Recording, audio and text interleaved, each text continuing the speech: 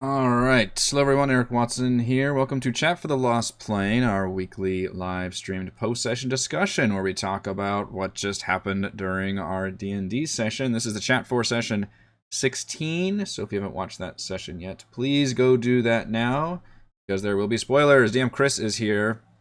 Hello. Leia Raymond is probably putting the baby to sleep permanently. So yeah, we had a giant boss battle this time. Yes, you did. You sure did. I don't want to skip too far to the end, but you could have fucking killed us there, right? Like you were just playing it a little easy, or were you trying to make it so like Scarlet's Dispel Magic was a little bit more powerful? That is what I was doing. Okay. I was like, okay, logistically, I'm gonna say the Dispel Magic keeps it from doing that for a round. Okay. Fine. Right after I made that decision and looked at how it turned out, I was like, damn it, I should have done it. I should have fucking pulled the trigger. Because if I had, I would have taken probably two of you out. Tim still had like 48 health. So assuming he made the save, he would have still been alive. Maybe. Kaylin and Kethler definitely would have, you guys would have gone down entirely. Yeah. But then Gillian would have taken the thing out. Yeah. It would have been fine. So I think I agree. So, I think immediately after I made that decision, I regretted the decision. Yeah. I was like, I should have fucking done it. I should have pulled the trigger. Yeah, I think that would have been cinematically actually more satisfying as having us go down in that fight, just because it felt earned at that moment because it was so like down to the wire. What I was afraid of, and before Scarlet's turn, what I was afraid of, deathly afraid of, a little bit, is you three being together, Scarlet not going over and clearing Gillian's condition. So Gillian would just walk into it on her turn and die. Yeah. Scarlet trying to do something and failing, and then just the thing wiping everybody out because everyone just can't really get to it, or it kills the people who can get to it, which is the three of you in the back. Is this a homebrewed creature, or did you get this from somewhere? Okay. It's a homebrewed creature. Did you know, or did you remember about Scarlet's aura, and did you plan knowing that, or was this just oh shit, yeah, you can have an immunity to that? So when I say homebrewed creature, that's kind of a lie, because there is a creature called a Radiant Idol from something. Look it up while I'm talking to you. Yeah. I'll get your questions in a second, Savita. Eberron's. There's a creature called a Radiant Idol from Eberron, Rising from the Last War, and that is a holdover from him. Ah. That's a holdover from... What's the creature from Eberron? Say again? What was the... Excuse me, what was the creature? The creature's called a Radiant Idol. Oh, okay. Other than it having that particular ability, though, everything else is different. The Radiant Idol from Eberron is like the art is like a dude with angel wings that have been cut off. It's supposed to be like a false angel that charms people.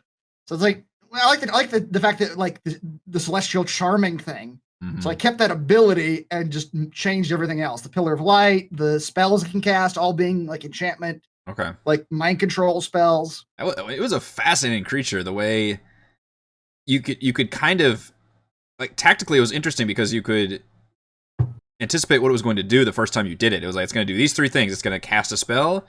It's going to have its aura of charming, and it's going to do its just sit over you and dump radiant lava all over you.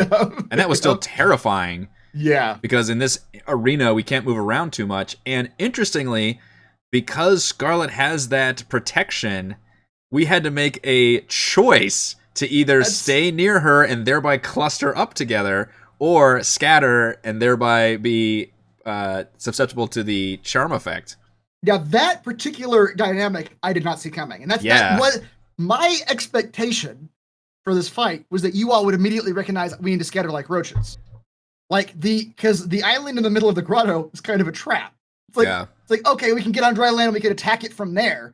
And then it would come up and just fucking dump radiant pillar light on you. When you make an arena full of water, even though there isn't really strict rules, as far as I'm aware, about swimming in terms of it fucking up your stuff, like the player people are kind of afraid of it, and they don't want to I'm going to swim just in the middle of water in this direction. It's like, no, I'm either going to be on land or I'm going to be on the boat. So that was the limiter for us, I think, was that the fact that it was an arena full of water.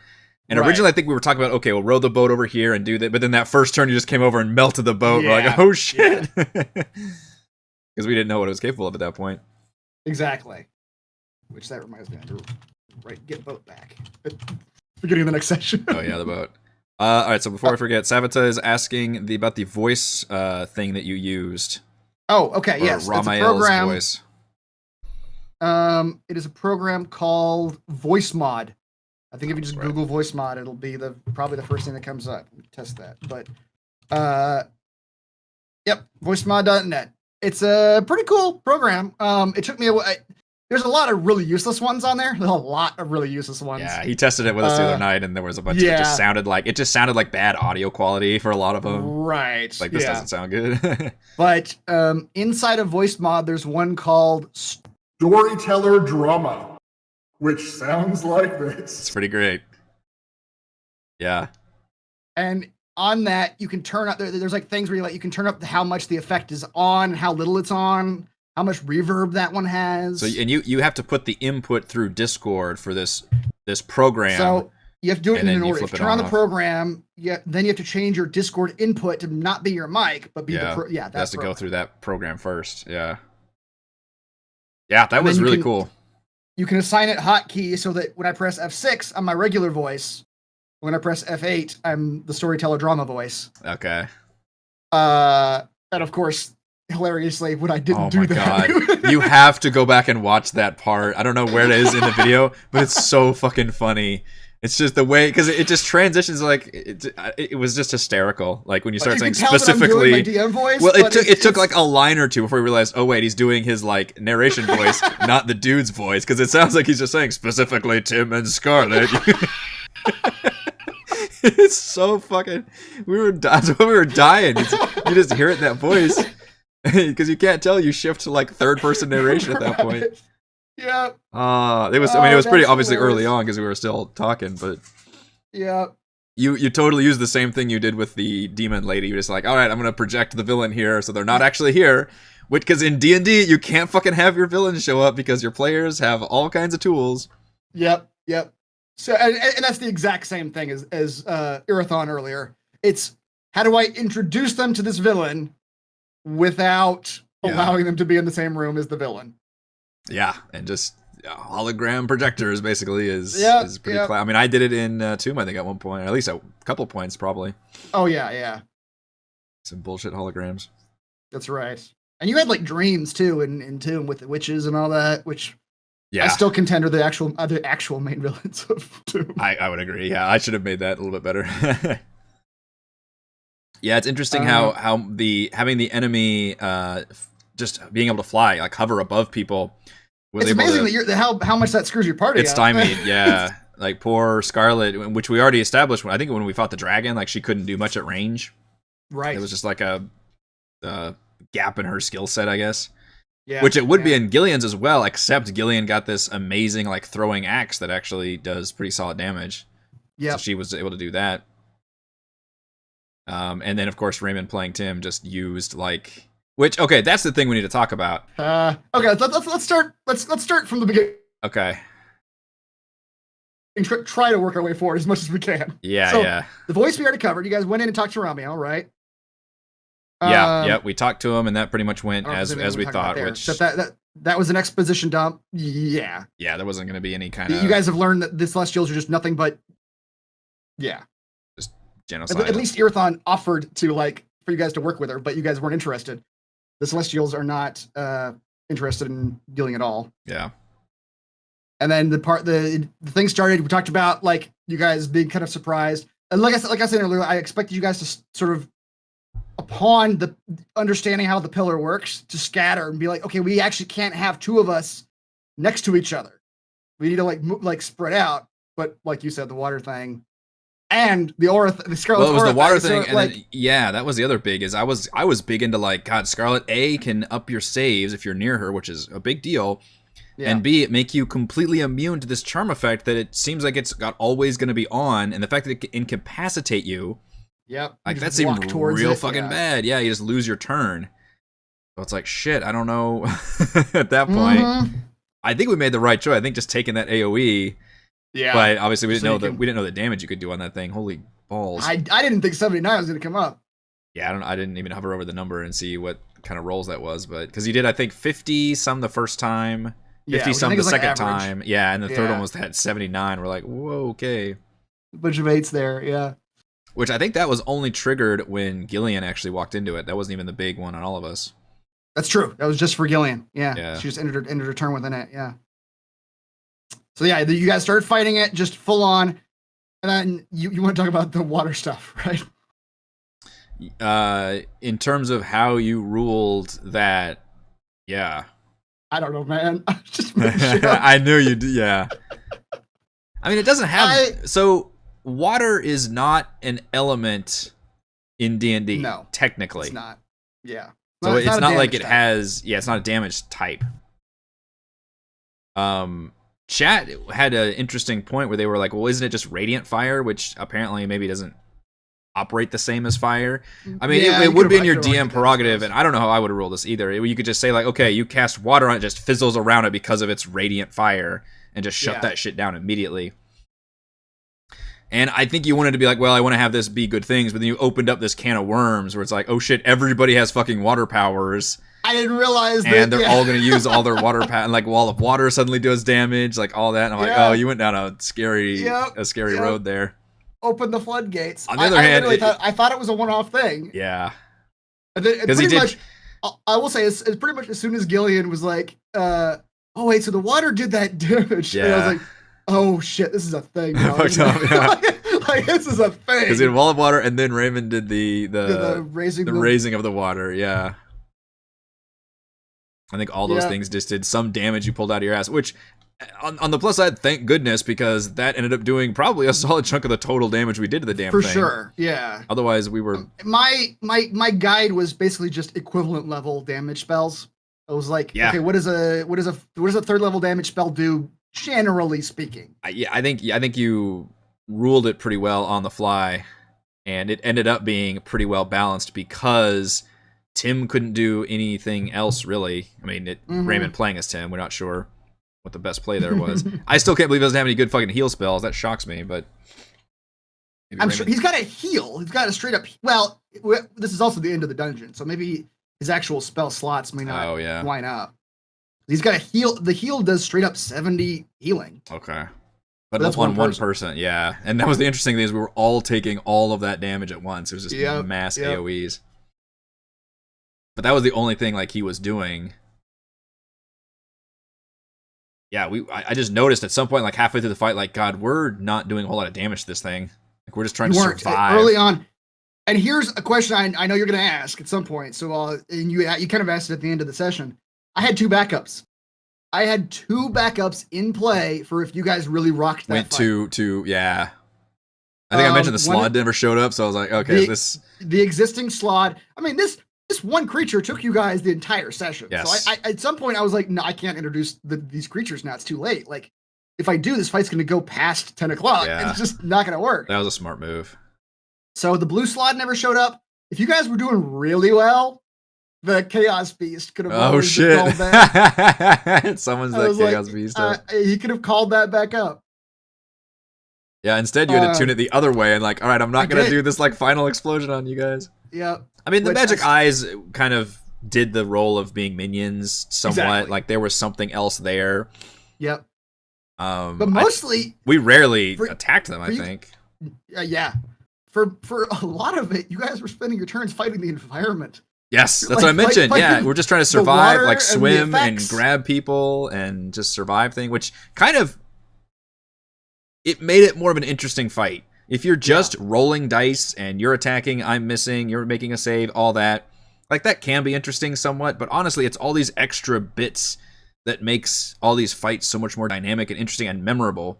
Yeah. Especially when you have these environments in play where like, yeah, you can raise the whole water up and we're all like... Right. You know, trying to avoid this. I had no idea that was a possibility for that fight. Like, well, how do I roll this now? That's just part of this being in tier 3-4 land is like just, I don't know how you prepare for the amount of capabilities all these full spellcasters have. Especially with water alone. The fact that both, like, I think Gillian and Tim could just completely manipulate this water, it seemed like. Yeah, exactly. They just had all these things where they could just, use the... Which, to your point, I'm not regretful that I did that. In hindsight, that's cool. It allowed them to have damage spells that worked kind of inadvertently, even though they're not technically damage spells. So I was totally fine with the way that worked. I think yes. If I was the DM and I was running it and I allowed it to work, I would have felt really bad if then the creature was dying too fast. I'm like, God, I shouldn't have done this because I shouldn't be taking water damage.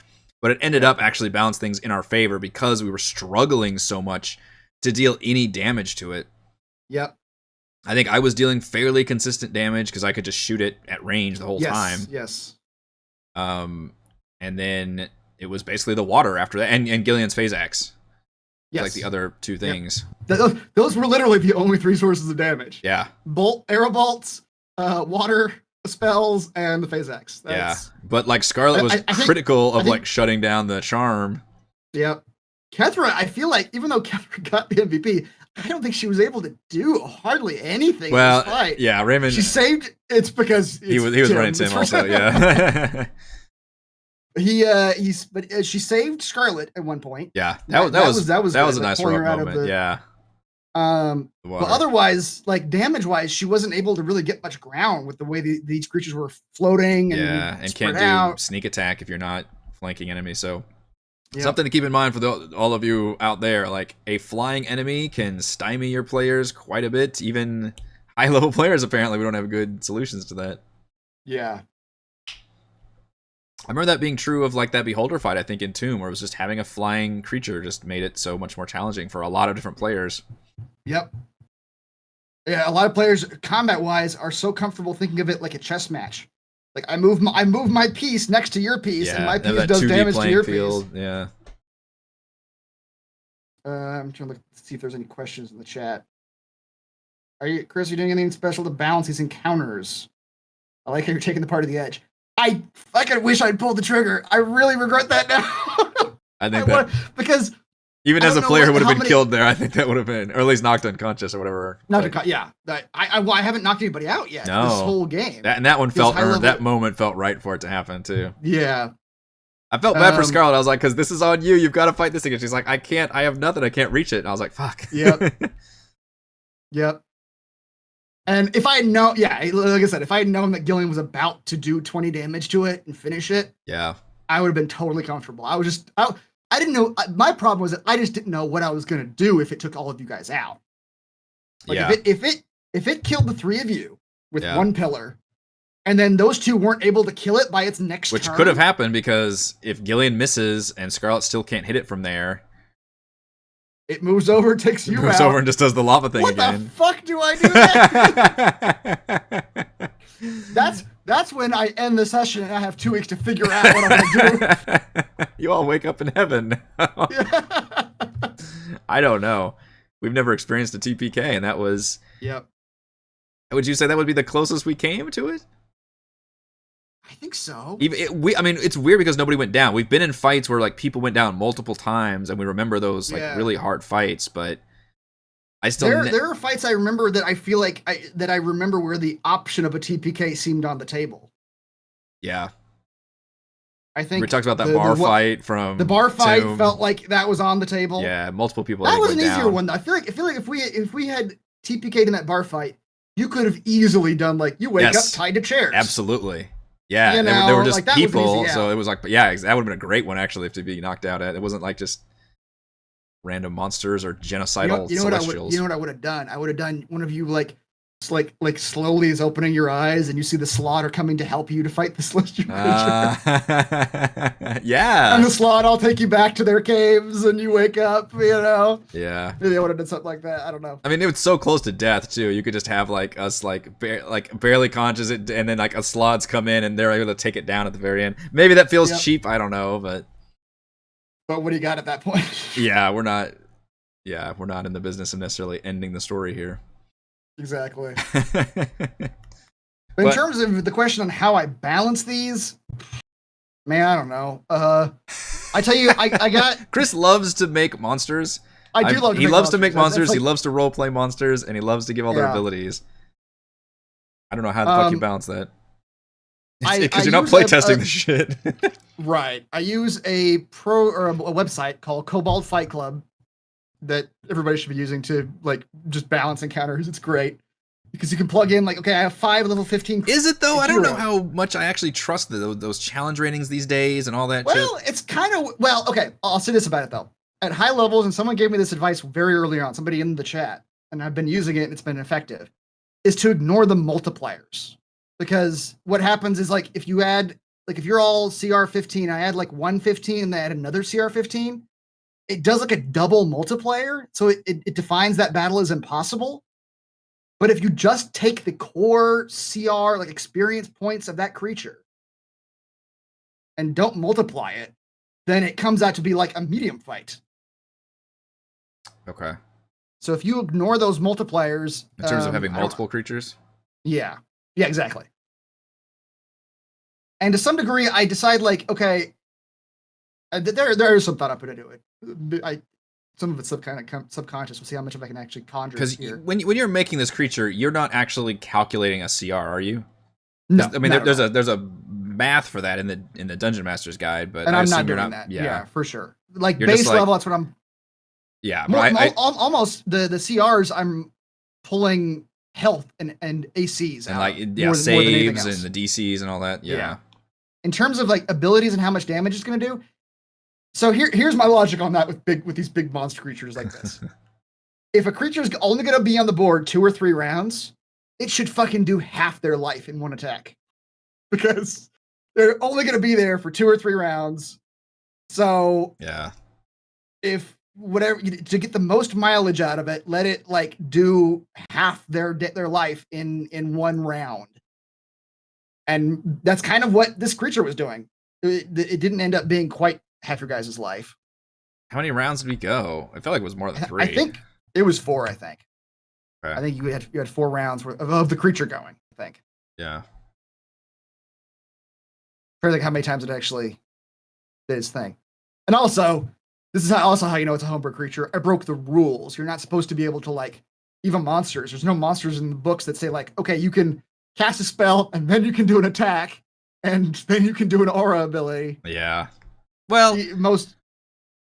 Some of them have like legendary actions or reactions, or some of it is like the Medusa, where it's like it's always on. Where it's like if you look at the creature, then you have to take that. It's like this is just the aura that it has. Yeah. Or the dragons have like that malevolent aura or something. I mean, it could have like an aura. I could think it was an ability it was doing, but I guess it's more of just an effect the creature always has on. That was my fault, but it's supposed to be an aura that it always has on. Yeah. So at the beginning of each of your guys' turns, it comes into effect. It's supposed to be checking that. I didn't realize that till 3/4 of the way through the session. Yeah. So instead, what I was doing is making you guys roll it on its turn and then having it affect you during. So that might have actually changed some of the. It just didn't come up until Gillian because you guys were all next to Scarlet. So it was like, okay, it doesn't happen. Well, I just don't know if there would have been some timing where Scarlet wasn't, but it might not have mattered. Yeah. So what it was supposed to be is at the beginning of your turn, if you see it. Yeah. And then the end of your turn is when it checks that, which is fascinating that it has an ability that, excuse me, its attack is like a concentration effect where it's always on. That was crazy. I don't know if I've ever seen a monster have that. Where it's like, here's their attack, and it's just a constant AoE. I mean, it's essentially a spell you're doing. Yep. Every single round, that's a giant AoE spell. And that was very much me, like, looking at, like you know, laser beam in the sky, like movies, right? Like Independence Day or Bifrost. Just that visual effect of like, all right, this just pounding pillar of. Well, I didn't even realize when you first did it, that's what I pictured. But then I was like, oh wait, no, this is actually it's like opening up and just constantly pouring this stream of energy down. Like, oh shit, this is another environmental hazard you've created. Mm-hmm.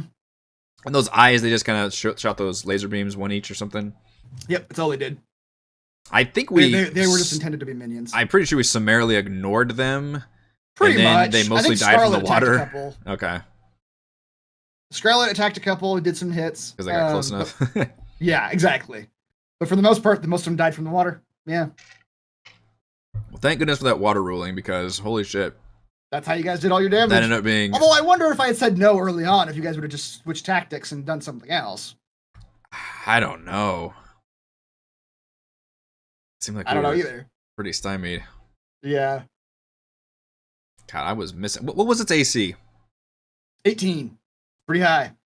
God, I was missing so many of my attacks too. But you guys didn't attack it enough to really do that sort. You know, you guys play that game of like Okay, we're under. Okay, we're over. Yeah. Narrowing it down. I never did know because I was either rolling like 20 something or like 12. Yep.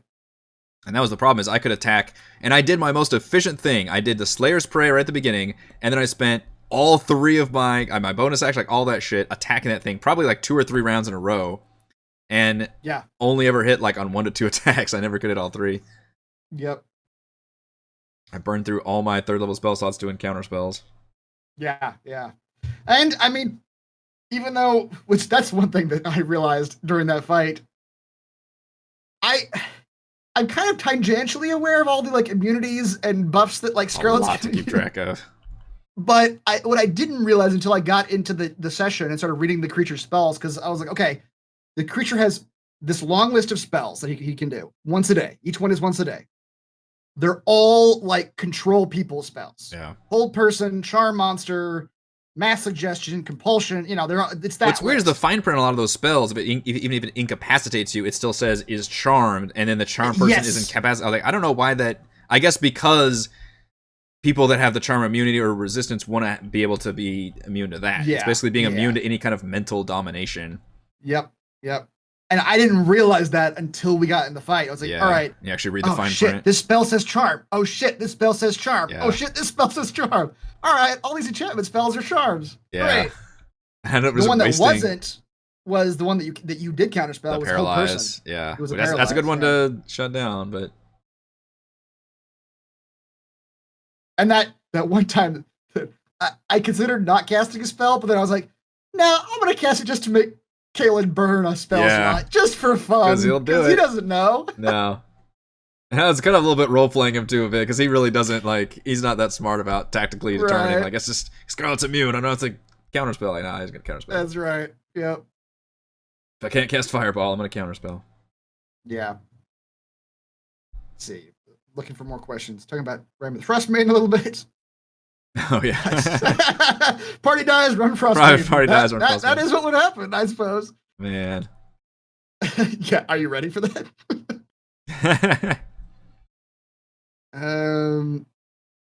Why are the characters there? You guys mentioned something.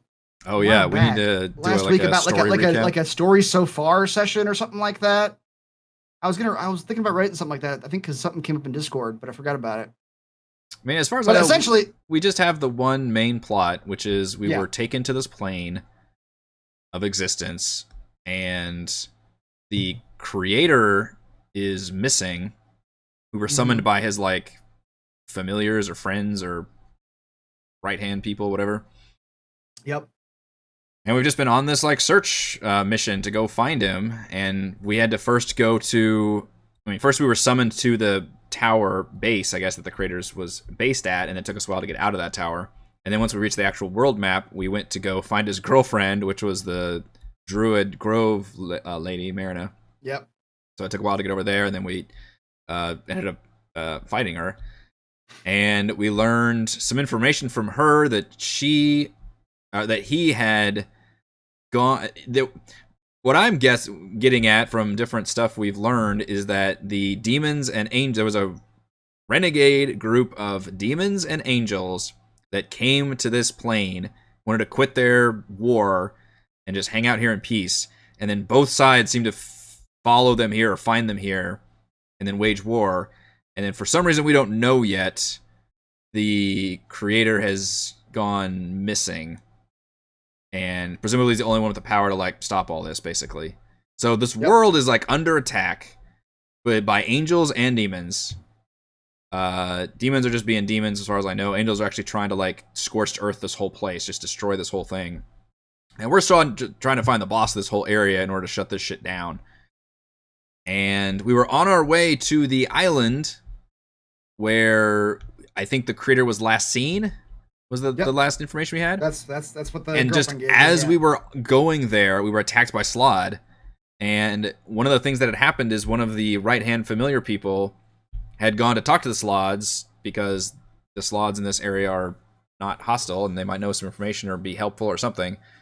But they had turned evil and they were coming after us. So our ally was like, you should go in there and check it out and rescue your buddy. So basically we were here to rescue that little man that was incapacitated in the beginning because he was one of those creator right-hand familiar people. And also this Celestial had taken over the slot and was using them as like, I guess an army, although I think he only had a handful of dudes so far. Yeah, it only had like 5 or 6, yeah. So this whole venture was a little bit of a side quest compared to the main quest. But the goal of this particular area was to, I guess, rescue the Slod, because Slod are not evil on this plane. This whole plane is like a sanctuary, I think, for other various exotic creatures and races. And to rescue Fiog. Did I get it right? You got it right. You're right on. Yep. All right, I'm paying attention. That is it. We did kill the girlfriend, yes, chat. To be fair, she was pretty awful though. She was a genocidal druidess. She was kind of bad. We ended up siding with a green dragon, which, you know, also probably not great, but so our whole motivation as player characters is we've been kidnapped and put in this plane and told the only way we can leave is by finding the boss of this area. And meanwhile, there's a whole war of angels and demons trying to destroy this place. So after this dungeon, we should be continuing on our path to go where we thought we were going initially, which was this island that the creator was last seen at. And who knows if we'll make it there if we've got another stop on the way. I don't know. Who knows? I know, but you don't. Yeah. We'll be leveling up to 16, though. Yep, you sure will. How much are you going to hand wave getting out of this dungeon? A lot. Yeah. I'm not going to make you guys trek through the dungeon again to get back to, like, the Slod or to the giant to get your rug. But yeah. At that point, you come up with some hilarious montage, but we don't have to actually go through the motions of these. Exactly. I'll ask you guys how you want to do it. It'll be, you know, it may require a check, but, you know, I'm not going to, like, make you walk through the dungeon back to where you were. Yeah. Sweet. I'm writing all this down for next time. Get boat back, go to Slod, get rug back. Like all the points that you need to have. Oh, because it is going to be a while, yeah. Yeah, it's gonna be 2 weeks. But we did time it pretty well. Like we put a little bow on this dungeon. We did the boss fight, which it's always nice that at times when you get that boss fight in its own session, that's I think always critical timing. Yeah. And then hopefully, potentially change land hands to a bonus action. Man, paladins are so good in 5e too. I never cared about a paladin type class in usually any RPG or fantasy game I'm playing, but the D&D 5e paladin, damage, they got the healing. Like all their shit is bonus action, which is fun. The divine smites are really cool. All their defensive stuff, they're like the best tanks, and they can do some really good damage. Like, and yeah, they just seem more fun than clerics to me. If you want to do the holy warrior thing, exactly. How long has Chris been putting this together? Tiny, these are some very large questions you're asking. Describe your creative process. Oh my gosh. So I will say this. So much weed. There's a lot of me collecting monster pictures. Like, I'm telling you, he loves fucking monsters. That's the whole thing. Yeah, so a lot of it is me finding pictures of monsters and going, what would this creature do? Like, what could he do? And to sort of building the stat block around the image, kind of. Because that's the one thing you can't, I mean, some people can draw, but that's the one thing that, like, you can't change yourself is the image. Assuming you can't do art. So in terms of creating monsters, it's very much, just find an image. What can they do? There's a lot of, like, I've got a lot of, like, documents of, like, hey, here's a list of, like, 50 new monster abilities. There's a lot of, like, those kinds of, like, just kind of side documents that people have made all over the internet. So I've got a lot of those where sometimes I just peruse them and be like, oh, okay, that one's kind of cool. Maybe I'll use that for something. At this point, how much of this campaign do you have prepped and ready to go? Because part of the challenge of doing homebrew is you have to throw together all these maps and tokens and all that shit. I only go about one dungeon ahead. So I've got the next area you're going to prepped. I don't have the area after that prepped at all. Okay. I'll be prepping it while you're in the next area, those few weeks. So I don't get too far ahead with dungeon prep, partially because I don't necessarily 100% know where you guys are going story-wise. Like, maybe you guys could do something different. But the other thing, creative process wise, is that I shamelessly steal. When we get to the end, I'll tell you what specific property was like the core. Like, all right, I'm taking this core element from this property, and that's my story. Oh, for the plot? Yeah. Oh, okay. Because I knew like some of these engines are from like other. So a lot of it, yeah. In terms of that, it's like just stealing pieces from different things and then just putting them together. So it's like I stole the plot from this one, not necessarily the prop, but the plot itself, but like the core idea from this one property, and then I found the Anonymous map. Like I didn't come up with the name Anonymous. That was on the map that I found on the internet. Steal. Yeah, that's right. So I was like, all right, how does this movie, it wasn't a movie actually, but how does this plot idea work with this map? Like, how can I combine the two? And that's kind of how I do everything. It's just like I take these like different pieces that I've stolen that I want to use, and just like, okay, how does this work with this? Yeah. It's very broad strokes. Yeah. And yes, Tiny, in terms of making monsters, start with the art. Absolutely. Interesting. Loves the monsters. I think both of these creatures came from Pathfinder art, I think. There's a lot of me googling like celestial creatures, celestial monsters, 5e, celestial fantasy, that kind of shit. Yeah, there's not a lot of celestial stuff in. No, there's not. And I believe both of these art pieces, the Radiant Idol and the Radiant Eyes, are either creatures or art pieces from Pathfinder, I think. That's where Pinterest is your friend. Awesome boss monsters. Yeah. All right, I think that should cover it. Yep. Till next time. Really fun boss fights. Yeah, so that'll do it right. for this week's chat for the Lost Plane. Thank you to D. Oh, well. Oh, go ahead. I was going to say the only other thing of note I will mention is that the Chaos Magic had much less of an effect this session. It still happened a bunch. Yeah, that was weirdly disappointing. Just the way we rolled it, it was a bunch of non-starters. That's true. We had like the lying one, and like you could see through your eyes or something. And right. At one point, Tim rolled it that belched fire, but it was at a weird timing. It was at the fire creatures. Well, it was at the front of the boat, so we didn't actually do it any of us. Like you could even roll as a DM, like because it was just facing forward at the front, so didn't even want to play. But yeah. So I want to tell you some of the best ones, some of the worst ones. Oh yeah, and we had to ignore it too because it was just. We had to cast spells. Yeah. So I was like, well, whatever happens, happens. Top of the list: creature regains 5d8 plus 20 hit points. What? That's it. That is heal? It. Yep. It never happens. There's a bunch of like creature can understand and speak all languages for the next hour. Benefit of telepathy for the next hour. Oh, jeez. Speak with plants for the next hour. Eye stalks. Vocally, the creature can only ribbit and croak like a frog. The creature can also understand and speak to Slot. Turns colors, enlarge, reduce.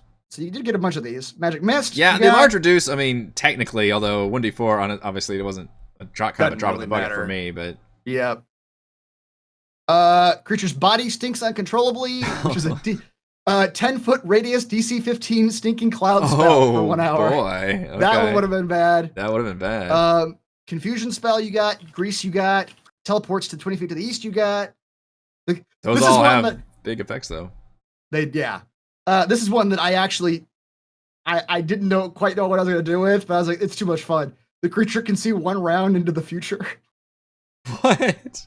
I think what I would have done is just tell that player like what the enemies are gonna do. Like I would have just I would just answer that as like you advantage on saves or something. Like you just the world crawl slows to a crawl, take 1 additional action. Oh, here is the worst one, in my opinion. A duplicate of the creature spawns in a space within 5 feet. The duplicate exists for 1 minute, and its only desire is to kill the creature it is a duplicate of. Holy shit. That is insane. You spawn a duplicate of the player character, and their goal is to kill the player? Yeah. What the fuck? That That would be game changing. Yeah. Just whatever spells, abilities you got, just a duplicate of that creature. Would you allow like Dispel Magic to work on that? Would it be a magic effect? No, I wasn't letting Dispel Magic work on any of the chaos magic effects. That's terrible. Yep. Oh. I was sometimes I was kind of looking forward to it happening, like during like your short rests. I was like, ooh, I hope they just get an extra Kaelin that somebody just starts shooting Kaelin with fucking awful. How much damage I do? Yep. Jesus. Let's see. Where was I? When we're into the future, duplicate creatures are covered into thick suit of body hair. This is where we get into some of the like nonsense ones. Yeah. Vomit up a slaw tadpole. You got that one. Launch 10 feet into the air and falls back down. Catapult. Switches positions with another random creature within 60 feet. That one could have changed this particular fight. For sure.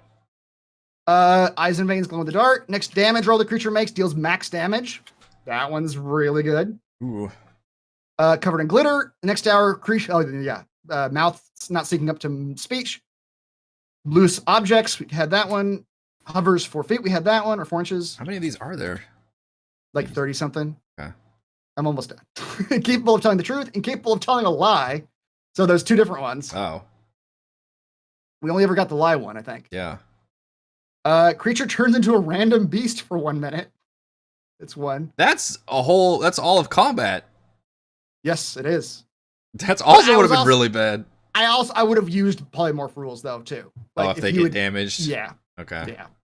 Because you did that to me at Tomb. So I did. This is only fair. Yeah. And it would have been easier here because the thing would just AoE and deal that damage. That's true. Yeah. Arms and legs switch positions. Forget the next hour. And for the next hour, the creature falls madly in love with one random creature it can see within 30 feet. Oh my god. That's the last one. So I might take pictures of these and put them on Discord just so people can copy it. Yeah, that's a fun list. And you said you got that list from like different sources. Different sources. The primary source was Tasha's. I just picked and chose from a couple of the different like area effects. But yeah, this session it didn't matter much. You guys got a bunch of bullshit ones that didn't affect anything. Yeah. But just to let you know what you could have gotten. That's crazy. Stinking Cloud or a duplicate. Wow. All right, I think that will do it for this week's chat for The Lost Plane. Thank you to DM Chris. Raymond came back. Thank you to the fans for watching. We will see you in 2 weeks, I think. We're still a maybe. For sure not next week, though. Yeah. Taking the holidays off. Everybody have a happy holidays. And yeah, we'll see about... see if we'll be wishing you a happy new year on... Because it'll be New Year's Day, I believe. Yep. We do that one, or the evening of New Year's Day. Yeah.